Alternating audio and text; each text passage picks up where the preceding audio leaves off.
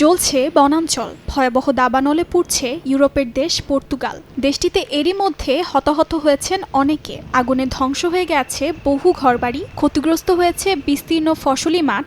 দ্রুত ছড়িয়ে যাওয়া আগুন নেভাতে বেগ পেতে হচ্ছে দমকল কর্মীদের। এদিকে ইচ্ছাকৃতভাবে আগুন লাগানো হচ্ছে বলে ধারণা করছে সংশ্লিষ্টরা। এরই মধ্যে সন্দেহজনক বেশ কয়েকজনকে গ্রেফতার করেছে দেশটির পুলিশ।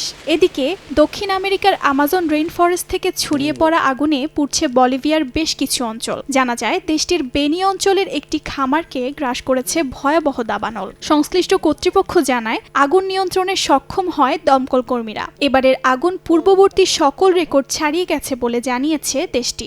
বলিভিয়ার পাশাপাশি দক্ষিণ আমেরিকার আরেক দেশ পেরুর দাবানল পরিস্থিতি অপরিবর্তিত আছে। দেশটিতে বাড়ছে হতাহতের সংখ্যা। স্থানীয় সময় বুধবার দেশটির আন্দিয়ান এবং আমাজনীয় অঞ্চলের গাছপালা ও ফসলি জমি আগুনে পুড়ে ছাই হয়ে গেছে।